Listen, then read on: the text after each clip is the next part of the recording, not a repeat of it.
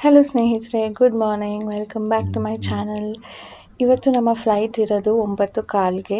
So ನಾವು 2 hour ಮುಂಚೆ ಅಲ್ಲಿ ಇರಬೇಕು, ಏರ್ಪೋರ್ಟ್ ಹೊರಗಡೆ ಇರಬೇಕು.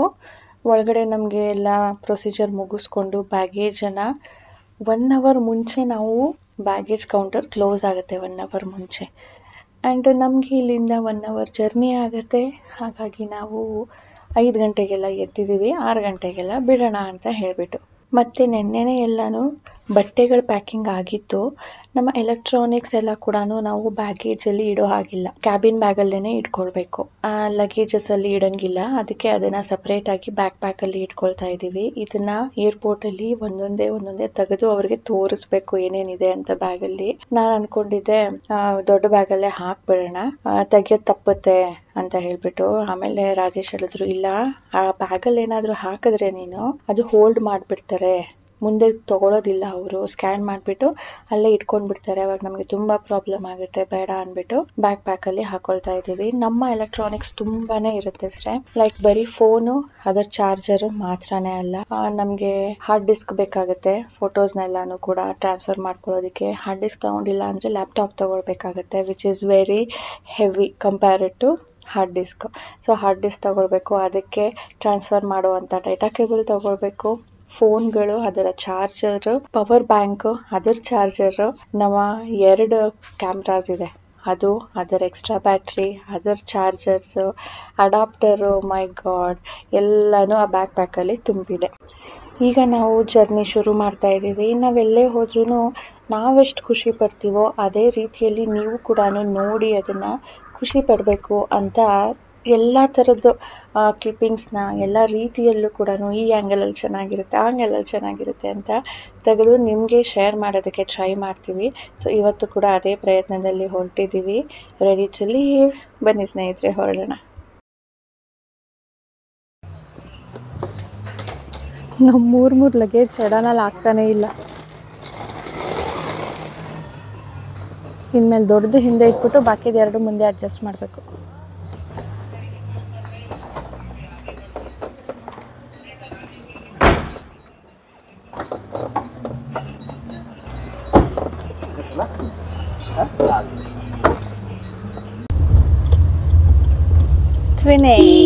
ಹೆಂಗೆ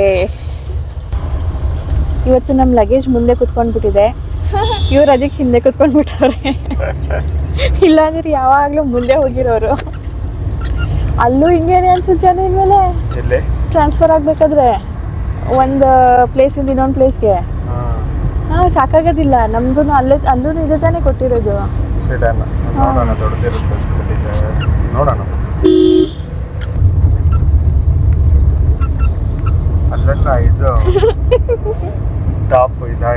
ಸೌಂಡ್ ನೋಡಿ, ಸೌಂಡ್.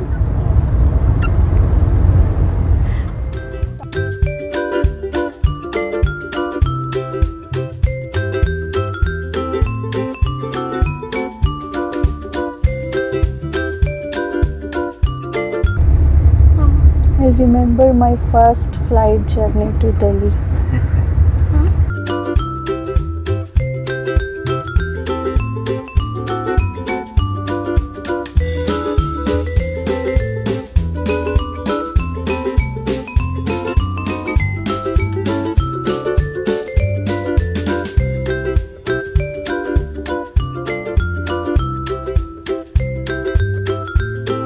ನಾವು ಲಾಸ್ಟ್ ಜೂನಲ್ಲೇನೋ ಬಂದಿದ್ದು ಬಾಂಬೆಯಿಂದ, ಆಮೇಲೆ ಬಂದಿರಲಿಲ್ಲ. ಈಗ ಇಂಡಿಗೋಗೆ ಬಂದಿದ್ದೀವಿ. ಹೋದ ಸಾರಿ ಏರ್ ಏಷ್ಯಾಗೋ ಏರ್ ಇಂಡಿಯಾಗೋ ಬಂದಿದ್ದು. ಇದರಲ್ಲಿ ಮೊದಲು ವೆಬ್ ಚೆಕ್-ಇನ್ ಆಗಬೇಕು, ಇಲ್ಲಾಂದರೆ ಅಲ್ಲಿ ಚೆಕ್-ಇನ್ ಗೇಟೇ ಬೇರೆ ಇರುತ್ತೆ, ವೆಬ್ ಚೆಕ್-ಇನ್ ಆಗಿರೋರಿಗೆ ಬೇರೆ ಇರುತ್ತೆ. ನೆಕ್ಸ್ಟ್ ಇಲ್ಲಿ ಬಂದ ತಕ್ಷಣವೇ ಬ್ಯಾಗೇಜ್ನ ನಾವು ಇಲ್ಲೇ ಕಲೆಕ್ಟ್ ಮಾಡಬೇಕು, ಟ್ಯಾಗ್. ಅದಾದಮೇಲೆ ನಾವು ಆ ಬ್ಯಾಗೇಜ್ ಕೌಂಟರ್ ಹತ್ರ ಹೋಗಿ ನಮ್ಮ ಬ್ಯಾಗನ್ನು ಡ್ರಾಪ್ ಮಾಡಬೇಕು. ಓಕೆ. ಓ ಹೌದಾ, ಬೋರ್ಡಿಂಗ್ ಪಾಸು ಅಲ್ಲೇ ಸಿಗುತ್ತೆ. ಸೊ ಇದನ್ನು ನಾವೀಗ ಟ್ಯಾಗ್ ಮಾಡಬೇಕು. ನಿಂದಕ್ಕೆ ಹಾಕ್ಬೇಡ, ಬರೀ ನಿಂದು, ನಮ್ಮದು ಮತ್ತು ಡಾಡಾದು ಹಾಕು.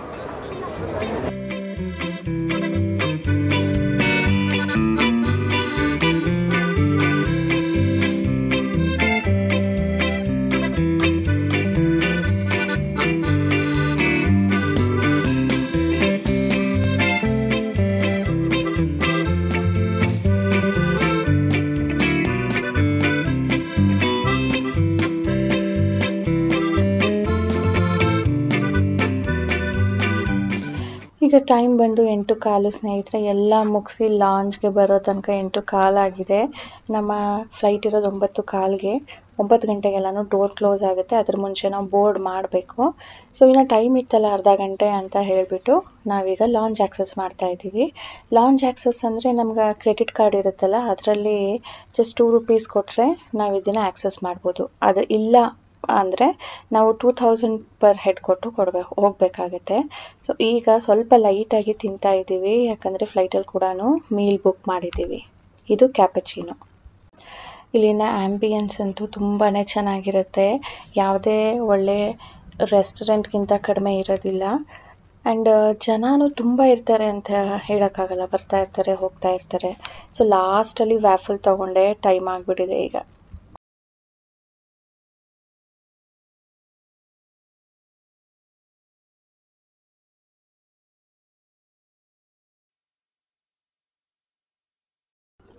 ಇಲ್ಲಿ ಸೌಂಡ್ ರೆಕಾರ್ಡೇ ಆಗಿಲ್ಲ, ಯಾಕಂದರೆ ನಾನು ಮೈಕೆ ಆನ್ ಮಾಡಿರಲಿಲ್ಲ. ಅದಕ್ಕೆ ನಾನಿಲ್ಲಿ ವಾಯ್ಸ್ ಓವರ್ ಕೊಡ್ತಾ ಇದ್ದೀನಿ. ಏನು ಮಾತಾಡಿದ್ನೋ ನಿಜವಾಗ್ಲೂ ಮರ್ತೇ ಹೋಗಿದ್ದೀನಿ ಸ್ನೇಹಿತರೆ. ಏನೋ ಒಂದು ಇನ್ಫಾರ್ಮೇಷನ್ ಕೊಡೋದಕ್ಕೆ ಅಂತ ಶುರು ಮಾಡಿರ್ತೀನಿ, ಆದರೆ ಈಗ 1 ವಾರ ಆಗಿದೆ ಅಲ್ಲ, ಮರ್ತು ಬಿಟ್ಟಿದ್ದೀನಿ. ಹೊರಟಿದೆ ಫ್ಲೈಟ್, ಕರೆಕ್ಟ್ ಟೈಮ್ಗೆ ಹೊರಡ್ತು. ಆ್ಯಕ್ಚುಲಿ ಏನಾಯಿತು, ನಾವು ಈ ಸಾರಿ ತುಂಬಾ ಫ್ರಂಟಲ್ಲಿ ತೊಗೊಂಡಿದ್ದೀವಿ, ಇಲ್ಲಾಂದರೆ ಮಿಡ್ಡಲ್ಲಿ ಅಥವಾ ಲಾಸ್ಟಲ್ಲಿ ತೊಗೊಳ್ತಾ ಇದ್ವಿ. 1 ತಿಂಗಳು ಮುಂಚೆನೇ ನಾವು ಇದನ್ನೆಲ್ಲ ಬುಕ್ ಮಾಡ್ಕೊಂಡಿದ್ವಿ. ಆಗಲೇ ಕಾಲ್ ಮಾಡಿ ಸೀಟ್ ಕೂಡ ರಿಸರ್ವ್ ಮಾಡಿಬಿಟ್ವಿ. ಒಂಥರ ತುಂಬಾ ಹೋಗೋದು ಬರೋದು ಎಲ್ಲನೂ ಗೊತ್ತಾಗ್ತಾ ಇತ್ತು. ಮೊದಲು ಅಷ್ಟೊಂದು ಏರಲ್ಲಿ ಹೋಗ್ತಾ ಇದ್ರೆ ಗೊತ್ತಾಗ್ತಾ ಇರಲಿಲ್ಲ. ಸೊ ಈ ಸಾರಿ ನಾವು ಫ್ರಂಟಲ್ಲೇ ಇದ್ವಲ್ವ, ಅದರ ಸ್ಪೀಡು ಮೇಲ್ಗಡೆ ಹಾರೋದೆಲ್ಲನೂ ನೀಟಾಗಿ ಗೊತ್ತಾಗ್ತಾ ಇತ್ತು. ಒಳ್ಳೆ ಸ್ವಿಂಗಲ್ಲಿ ಹೋದಾಗ ಆಗ್ತಿರುತ್ತಲ್ವ, ಆ ಥರ ಎಕ್ಸ್ಪೀರಿಯೆನ್ಸ್ ಆಗ್ತಾ ಇತ್ತು. ವ್ಯೂ ನೋಡಿ ಸ್ನೇಹಿತರೆ ಎಷ್ಟು ಚೆನ್ನಾಗಿದೆ ಅಂತ ಹೇಳ್ಬಿಟ್ಟು. ಕೆಳಗಡೆ ಎಲ್ಲ ಲ್ಯಾಂಡ್ಸ್ಕೇಪ್, ಮೇಲ್ಗಡೆ ಕಾಟನ್ ಬಡ್ಸ್ನ ಇಟ್ಟಿರೋ ಥರ ಇದೆ. ಕಾಟನ್ ಇಟ್ಟಿರೋ ಥರ ಅಲ್ವಾ, ಎಲ್ಲೆಲ್ಲಿ ಕಾಟನ್ ಇದೆಯೋ ಕೆಳಗಡೆ ಅದರದ್ದು ನೆರಳು. ತುಂಬ ಚೆನ್ನಾಗಿತ್ತು ವ್ಯೂ. ಇಲ್ಲೂ ಕೂಡ ಮೈಕ್ ಆನ್ ಮಾಡೋದನ್ನು ಮರ್ತ್ಬಿಟ್ಟಿದ್ದೆ. ಸೊ ಈಗ ನಮಗೆ ತಿಂಡಿ ಕೊಟ್ಟಿದ್ದಾರೆ. ತಿಂಡಿ ಅಂದರೆ ಇವರು ಪ್ರಾಪರ್ ಮೀಲ್ ಕೊಡೋದಿಲ್ಲ, ಸ್ನ್ಯಾಕ್ ಕೊಡೋದು. ಅದೂ ಇನ್ಕ್ಲೂಡ್ ಆಗಿರೋದಿಲ್ಲ, ನಾವು ಎಕ್ಸ್ಟ್ರಾ ಪೇ ಮಾಡಿ ಇನ್ಕ್ಲೂಡ್ ಬೇಕು ಅನ್ನೋಂಗಿದ್ರೆ. ನಾವು ಬೆಳಿಗ್ಗೆ ಟ್ರಾವೆಲ್ ಮಾಡೋದಲ್ವಾ, ಹೊರಗಡೆ ತೊಗೊಳೋದಕ್ಕೆ ಟೈಮ್ ಸಿಗಲ್ಲ ಅಂದ್ಬಿಟ್ಟು ಇಲ್ಲೇ ಆ್ಯಡ್ ಮಾಡಿಸಿದ್ವಿ. ಏನು ಕೊಡ್ತಾರೆ ಅಂದರೆ, ಒಂದು ಸ್ಯಾಂಡ್ವಿಚ್ ಕೊಡ್ತಾರೆ. ಇದರಲ್ಲಿ 2 ಪೀಸ್ ಸ್ಯಾಂಡ್ವಿಚ್ ಇರುತ್ತೆ, ಒಂದು ಚಿಕನ್ದಿರುತ್ತೆ, ಒಂದು ವೆಜ್ದಿರುತ್ತೆ. ಅಂದರೆ ನೀವು ಯಾವ್ದು ಬೇಕು ಅದನ್ನು ಮೊದಲೇ ಚೂಸ್ ಮಾಡಿರಬೇಕು. ಇದು ಚಿಕನ್ದು. ಇದ್ರ ಜೊತೆ 1 ಗ್ಲಾಸು ಬೆವರೇಜ್, ಅಂದರೆ ಅದು ಕಾಫಿ ಆಗಿರ್ಬೋದು, ಟೀ ಆಗಿರ್ಬೋದು, ಜ್ಯೂಸ್ ಆಗಿರ್ಬೋದು ಕೊಡ್ತಾರೆ.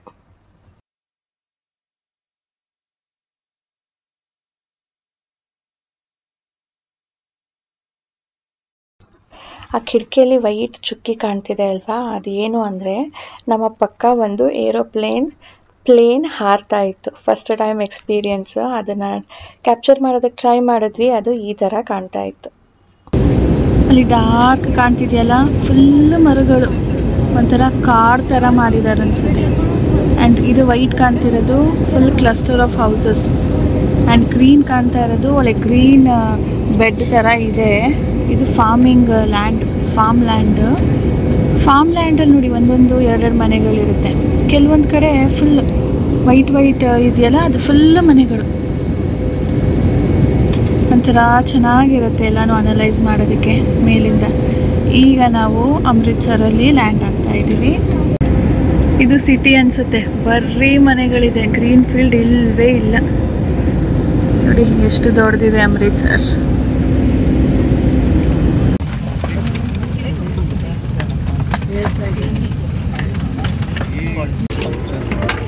ಅಮೃತ್ಸರಲ್ಲಿ ಲ್ಯಾಂಡ್ ಆಗಿದ್ದೀವಿ ಸ್ನೇಹಿತರೆ. ಇಲ್ಲಿ ಒಂದು ಸ್ವಲ್ಪ ಹೊತ್ತು ಲೇ ಆಫ್ ಇರುತ್ತೆ. ಇಲ್ಲಿ ನೋಡಿ ಎಲ್ಲರೂ ಟರ್ಬನ್. ಇದು ಮೂವ್ ಆಗ್ತಾ ಇದೆ ನೋಡಿ, ನಮ್ಮ ಫ್ಲೈಟ್ಗೆ ಇದು ಜಾಯಿನ್ ಆಗಬೇಕೀಗ.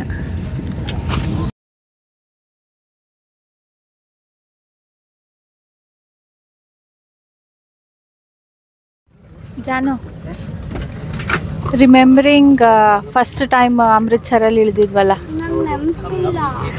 ಸಾನು 3 ವರ್ಷ ಅವಳಿಗೆ. ನಾವು ಬಂದಿದ್ದು ಇವರ friend, so friend, full family ಬಂದಿದ್ವಿ. ಅವರು ಫ್ಯಾಮಿಲಿ ಇದ್ರು, ಫ್ಯಾಮಿಲಿ ಆಫ್ 4, ನಮ್ಮದು ಫ್ಯಾಮಿಲಿ ಆಫ್ 3. ಆವಾಗ ನಾವು ಅಮೃತ್ಸರ್ ಫುಲ್ ತಿರುಗಿ ಗೋಲ್ಡನ್ ಟೆಂಪಲ್ಗೆ ಹೋಗಿ ಜಲಿಯನ್ ವಾಲಾ ಬಾಗ್ಗೆ ಹೋಗಿ ಅಲ್ಲಿಂದ ನಾವು ಇನ್ನು ವಾಘಾ ಬಾರ್ಡರ್ಗೆ ಹೋಗಿ ಆಮೇಲೆ ಡೆಲ್ಲಿಗೆ ಹೋಗಿದ್ವಿ. ಸೊ ಡೆಲ್ಲಿ ಸುತ್ತಬಿಟ್ಟು ಆಮೇಲೆ ಆಗ್ರಾಗೆ ಹೋಗಿದ್ವಿ, ಆಮೇಲೆ ಜೈಪುರ್ಗೆ ಹೋಗಿದ್ವಿ. ಸೊ ಈ ಥರ ಸುತ್ತಾಡಿಕೊಂಡು ಬಂದಿದ್ವಿ. ಸೊ ರಿಮೆಂಬರಿಂಗ್ ದೋಸ್ ಡೇಸ್ ಚೆನ್ನಾಗಿತ್ತು ಒಂಥರ. ಅದು ನಮ್ಮ ಫಸ್ಟ್ ಫ್ಲೈಟ್ ಜರ್ನಿ ಆಗಿತ್ತು, ಸಾನುಗೂ ನನಗೂ. ಈ ವ್ಯೂ ನೋಡ್ತಾ ಇದ್ರೆ ಸ್ನೇಹಿತರೆ ಕಣ್ಣು ಮುಚ್ಚೋದಕ್ಕೆ ಮನಸ್ಸೇ ಬರಲ್ಲ, ಅಷ್ಟು ಚೆನ್ನಾಗಿದೆ. ಸೊ ಈ ವ್ಯೂ ಬಂದು ಕಾಶ್ಮೀರ್ದು, ಏನಂತಾರೆ ಅದಕ್ಕೆ, ಪ್ಯಾರಡೈಸ್ ಆನ್ ಅರ್ತ್, ಜನ್ನತ್ ಅಂತಾನೂ ಹೇಳ್ತಾರೆ, ಸ್ವರ್ಗ ಅಂತಾನೂ ಹೇಳ್ತಾರೆ. ಸೊ ಇದನ್ನು ನಾನು ಎಕ್ಸ್ಪೀರಿಯೆನ್ಸ್ ಮಾಡಿದೆ, ನಿಮಗೂ ಕೂಡ ಇದನ್ನು ಶೇರ್ ಮಾಡ್ತಾ ಇದ್ದೀನಿ. ಕಾಶ್ಮೀರ್ಗೆ ಬರೋದಕ್ಕೆ ನಿಮಗೆ ತುಂಬ ಆಪ್ಷನ್ ಇದೆ, ಲೈಕ್ ಫ್ಲೈಟ್. ನೀವು ಫ್ಲೈಟಲ್ಲಿ ಬಂದರೆ ಈ ವ್ಯೂನ ನೋಡ್ಬೋದು. ಅದರ್ವೈಸ್ ಡೆಲ್ಲಿಗೆ ಬಂದು ಡೆಲ್ಲಿಯಿಂದ ನೀವು ಟ್ರೈನ್ ತೊಗೊಳ್ಬೇಕು. ಟ್ರೈನ್ದು ನಮಗೆ ಅಷ್ಟೊಂದು ಗೊತ್ತಿಲ್ಲ, ಬಟ್ ನೀವು ಸರ್ವೆ ಮಾಡಿದ್ರೆ ಸಿಗತ್ತೆ. ಅದು ಬಿಟ್ಟರೆ ನಿಮಗೆ ಜಮ್ಮುಗೆ ಬಂದರೆ ಜಮ್ಮುವಿಂದ ಟ್ಯಾಕ್ಸಿಯಲ್ಲಿ ಕೂಡ ಬರ್ಬೋದು. ಕೆಲವೊಬ್ಬರು ವೈಷ್ಣೋದೇವಿ ದರ್ಶನ ಮಾಡಿಕೊಂಡು ಕಾಶ್ಮೀರ್ಗೆ ಬಂದು ಸುತ್ತಾಡೋದು ಕೂಡ ಇದೆ. ಅವರು ಟ್ರೈನ್, ಕ್ಯಾಬ್, ಫ್ಲೈಟ್ ಈ ಥರ ಮಾಡಿರ್ತಾರೆ. ಕಾಶ್ಮೀರ್ಗೆ ಡೈರೆಕ್ಟ್ ಫ್ಲೈಟು ಇರುತ್ತೆ. ನೀವು ಡೆಲ್ಲಿಗೆ ಬಂದು ಡೆಲ್ಲಿಯಿಂದ ಚೇಂಜ್ ಮಾಡಿಕೊಂಡು ಶ್ರೀನಗರ್ಗೂ ಕೂಡ ಬರ್ಬೋದು. ನಾವು ಡೈರೆಕ್ಟ್ ಫ್ಲೈಟ್ ತೊಗೊಂಡಿದ್ದೀವಿ. ಅದು ಅಮೃತ್ಸರಲ್ಲಿ ಒಂದು 1/2 hour 45 minutes ನಿಲ್ಲಿಸ್ಬಿಟ್ಟು ಅಲ್ಲಿ ಜನಗಳನ್ನ ಹತ್ತಿಸ್ಕೊಂಡು ಮತ್ತೆ ನಾವು ಶ್ರೀನಗರಕ್ಕೆ ಬಂದಿರೋದು. ನಮ್ಮ ಜರ್ನಿ ಇದು 4.5 ಗಂಟೆ ಟೈಮ್ದು. ನೀವು ಡೈರೆಕ್ಟ್ ಬಂದರೆ 3.5 ಗಂಟೆ ಟೈಮಲ್ಲಿ ರೀಚ್ ಆಗ್ಬೋದು. ಅಮೃತ್ಸರ್ಗೆ ಬಂದು ಚೇಂಜ್ ಮಾಡ್ಬೋದು, ಡೆಲ್ಲಿಗೆ ಬಂದು ಕೂಡ ಚೇಂಜ್ ಮಾಡ್ಬೋದು. ಇನ್ನು ಫ್ಲೈಟ್ಸ್ ನಾವು ನಿಯರ್ಲಿ 2 or 3 months ಮೊದಲಿಂದಾನೇ ಮಾನಿಟರ್ ಮಾಡ್ತಾ ಇದ್ವಿ, ಹೇಗಿರುತ್ತೆ ರೇಟ್ಸು, ಯಾವಾಗ ಕಡಿಮೆ ಆಗುತ್ತೆ, ಯಾವಾಗ ಜಾಸ್ತಿ ಆಗುತ್ತೆ ಅಂತ ಹೇಳಿಬಿಟ್ಟು ನಾವು ಫ್ಲೈಟ್ ಬುಕ್ ಮಾಡಿರೋದು 1 ತಿಂಗಳು ಮುಂಚೆ. ನಮಗೆ ಒಂದೊಂದು ಟಿಕೆಟ್ಗೆ 10,500 ನಾವು ನೋಡ್ದಾಗಿತ್ತು. ನಾವು ಬುಕ್ ಮಾಡೋ ಟೈಮಲ್ಲಿ 1,000 ರೂಪಾಯಿ ಜಾಸ್ತಿ ಆಗಿತ್ತು. ಮತ್ತು ನಾವು ಮೀಲ್ಸ್ ಎಲ್ಲ ಇನ್ಕ್ಲೂಡ್ ಮಾಡ್ಕೊಂಡ್ವಿ, ಇನ್ಶೂರೆನ್ಸ್ ತೊಗೊಂಡ್ವಿ, ಆ್ಯಂಡ್ ಡೇಟ್ಸ್ ಏನಾದರೂ ಚೇಂಜ್ ಮಾಡಬೇಕು ಅಂದಾಗ ನಮಗೆ ಆಪ್ಷನ್ ಕೂಡ ಇರುತ್ತೆ. ಸೊ ಅದಕ್ಕೆ ಎಲ್ಲನೂ ಎಕ್ಸ್ಟ್ರಾ ಪೇ ಮಾಡಿ ನಾವು ಆಲ್ಮೋಸ್ಟ್ 13,000 ಆಯಿತು ಒಬ್ಬೊಬ್ಬರಿಗೆ 1 way ಟಿಕೆಟ್. ಇದು ಒಂಥರ ನಾನ್ ಸೀಸನ್ ಅಂದರೆ ವಿಂಟರ್ ಆ್ಯಂಡ್ ಸಮ್ಮರಲ್ಲಿ ನಿಮಗೆ ಆಲ್ಮೋಸ್ಟ್ 20,000 ತನಕನೂ ಹೋಗುತ್ತೆ ಫ್ಲೈಟ್ ಟಿಕೆಟು. ಸೊ ನೀವು 3 months ಬಿಫೋರೇನೆ ಫ್ಲೈಟ್ ಚಾರ್ಜಸ್ನ ಚೆಕ್ ಮಾಡ್ತಾ ಇರಬೇಕು. ಯಾವುದು ಕನ್ವೀನಿಯೆಂಟ್ ಇರುತ್ತೋ ಆ ಟೈಮಲ್ಲಿ ಹೋದರೆ ಬೆಟರು. 2 ವರ್ಷದ ಮೇಲಿರೋ ಮಕ್ಕಳಿಗೂ ಕೂಡ ಫುಲ್ ಟಿಕೆಟ್ ತೊಗೊಳ್ಬೇಕು. ಬರೀ ಫ್ಲೈಟ್ ಒಂದೇ ಅಲ್ಲ, ನಾನು ಹೇಳ್ದಾಗೆ ಟ್ರೈನ್ ಕೂಡ ಇರುತ್ತೆ, ಬಸ್ ವೇ ಕೂಡ ಇರುತ್ತೆ, ಟ್ಯಾಕ್ಸಿ ವೇ ಕೂಡ ಇರುತ್ತೆ. ಆದರೆ ಅದೆಲ್ಲ ಟೈಮ್ ಕನ್ಸ್ಯೂಮಿಂಗ್ ಅಂದ್ಬಿಟ್ಟು ನಾವು ಡೈರೆಕ್ಟ್ ಫ್ಲೈಟೇ ತೊಗೊಂಡ್ವಿ. ಯಾವುದೇ ಒಂದು ಜಾಗಕ್ಕೆ ಹೋಗಬೇಕಾದ್ರೆ ಮೊದಲು ಫ್ಲೈಟ್ನ ಬುಕ್ ಮಾಡಿಕೊಂಡು ಆಮೇಲೆ ರೂಮ್ಸ್ಗಳನ್ನ ಬುಕ್ ಮಾಡ್ಕೊಳ್ತೀವಿ. ಆದರೆ ಕಾಶ್ಮೀರಕ್ಕೆ ಬರಬೇಕಾದ್ರೆ ಇನ್ನೂ ಒಂದು ಇಂಪಾರ್ಟೆಂಟ್ ಥಿಂಗ್ ಇದೆ, ಮೊದಲು ಅದನ್ನು ಮಾಡ್ಕೊಂಡು ಆಮೇಲೆ ಫ್ಲೈಟ್ ಮಾಡ್ಕೊಂಡು ಆಮೇಲೆ ರೂಮ್ಸ್ನ ತೊಗೊಳ್ಬೇಕು.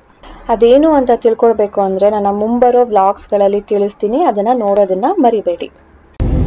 ಸ್ನೇಹಿತರೆ 10-15 ನಿಮಿಷ ನಮ್ಗೆ ಇಲ್ಲೇ ಸುತ್ತಾಡಿಸ್ತಾರಂತೆ, ನೋಡಿ ಒಂದು ರೌಂಡು ಅಂತ. ಅವ್ರಿಗೆ ಸಿಗ್ನಲ್ ಸಿಕ್ಕಿಲ್ವಂತೆ ಇಳಿಸೋದಕ್ಕೆ, ಅದಕ್ಕೆ ಏರಲ್ಲೇ ನಮಗೆ ರೌಂಡ್ ಓಡಿಸ್ತಾ ಇದ್ದಾರೆ ನೋಡಿ. ಈಗ ಫುಲ್ ಮೇಲ್ ಬಂದ್ಬಿಟ್ಟಿದ್ದೀವಿ, ಆಗಲೇ ಸ್ವಲ್ಪ ಕೆಳಗಡೆ ಇದ್ವಿ, ಈಗ ಮೇಲ್ ಬಂದಿದ್ದೀವಿ. ಏನು ಸಕ್ಕತ್ತಾಗಿದೆ ಕಾಣ್ತಾ ಇದೆ, ಸಕ್ಕತ್ತಾಗಿ ಕಾಣ್ತಾ ಇದೆ.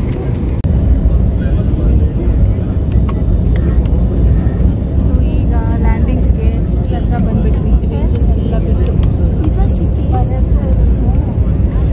ಎಷ್ಟು ಹತ್ರ ಬಂದಿದೆ. ಮನೆಗಳು ಕಾಣ್ತಾ ಇದೆ, ರೋಡ್ಗಳು ಕಾಣ್ತಾ ಇದೆ. ಅದೇ ಬಿಟ್ವಿ ಏರ್ಪೋರ್ಟ್ಗೆ.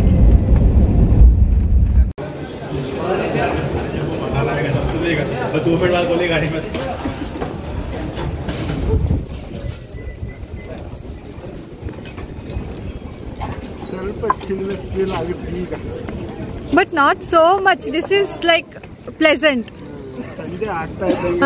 ಇದು ಬಿಸಿಲಿದ್ದಾಗ ಅಷ್ಟು ಚಳಿ ಅನ್ಸಲ್ಲ. ಈ ಡೆಲ್ಲಿಲಿ ಫೀಲ್ ಮಾಡ್ತಿದ್ವಿ ನೋಡಿ, ಸ್ವಲ್ಪ ಶಾಡೋಗ್ ಹೋಗಂಗಿಲ್ಲ ಚಳಿ. ನಾವು ಡಿಸೆಂಬರಲ್ಲಿ.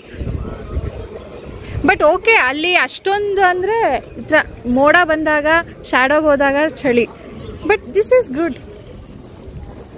ಇದು ಏರ್ಪೋರ್ಟು. ನಾವು ಒಳಗಡೆ ಏನು ಮಾಡಲಿಲ್ಲ, ಯಾಕಂದರೆ ಅಲ್ಲಿ ಅಲೌ ಇಲ್ವಂತೆ, ಆರ್ಮಿ ಪರ್ಸನ್ಸ್ ಇರ್ತಾರಲ್ಲ, ರೆಸ್ಟ್ರಿಕ್ಷನ್ ಇರುತ್ತೆ ಅಂತ. ಈಗ ಟೈಮ್ ಬಂದು 2 ಗಂಟೆ, ಮಠ ಮಧ್ಯಾಹ್ನನೇ ರೀಚ್ ಆಗಿದ್ದೀವಿ. ಹಾಗಾಗಿ ನಮಗೆ ಅಷ್ಟೊಂದು ಚಳಿ ಅಂತ ಏನು ಅನ್ನಿಸ್ತಾ ಇಲ್ಲ. ಈಗ ಅಲ್ಲಿನ ವೆದರ್ ಹೇಗಿತ್ತು ಅಂದರೆ 11 ಡಿಗ್ರಿ ಅಂತ ತೋರಿಸ್ತಾ ಇತ್ತು. ಆದರೆ ಬಿಸಿಲು ಇರೋದ್ರಿಂದ ನಮಗೆ ಚಳಿ ಅಂತ ಅನ್ನಿಸ್ತಾ ಇರಲಿಲ್ಲ. ಕಾಶ್ಮೀರಲ್ಲಿ ನವಂಬರಿಂದ ಫೆಬ್ರವರಿ ತನಕ ವಿಂಟರ್, ಆ್ಯಂಡ್ ನಾವು ಮಾರ್ಚ್ 3rd ವೀಕಲ್ಲಿ ಬಂದಿರೋದ್ರಿಂದ ಆಲ್ಮೋಸ್ಟ್ ವಿಂಟರ್ ಕಂಪ್ಲೀಟ್ ಆಗಿ ಸಮ್ಮರ್ ಶುರು ಆಗೋ ಟೈಮ್ ಇದು. ಈಗ ಈ ವ್ಲಾಗ್ ಇದರೊಂದಿಗೆ ಎಂಡ್ ಮಾಡ್ತೀನಿ. ಇವತ್ತು ಕೊಟ್ಟಂಥ ಇನ್ಫಾರ್ಮೇಷನ್ ನಿಮ್ಗೆಲ್ಲರಿಗೂ ಇಷ್ಟ ಆಗಿದೆ ಅಂದ್ಕೊಳ್ತೀನಿ. ಸೊ ಪ್ಲೀಸ್ ಲೈಕ್ ಬಟನ್ನ ಕ್ಲಿಕ್ ಮಾಡಿ, ಮೋಟಿವೇಟ್ ಮಾಡಿ, ಆ್ಯಂಡ್ ನೀವಿನ್ನ ಸಬ್ಸ್ಕ್ರೈಬ್ ಮಾಡದೆ ನೋಡ್ತಾ ಇದ್ರೆ ಪ್ಲೀಸ್ ಸಬ್ಸ್ಕ್ರೈಬ್ ಮಾಡ್ಕೊಳ್ಳಿ. ಸಿಗೋಣ ಮುಂದಿನ ವ್ಲಾಗ್ನಲ್ಲಿ. ಇಲ್ಲಿಂದ ಡೈರೆಕ್ಟ್ ನಾವು ಶ್ರೀನಗರ್ ಸೈಟ್ ಸೀಯಿಂಗ್ ಹೋಗಿದ್ವಿ.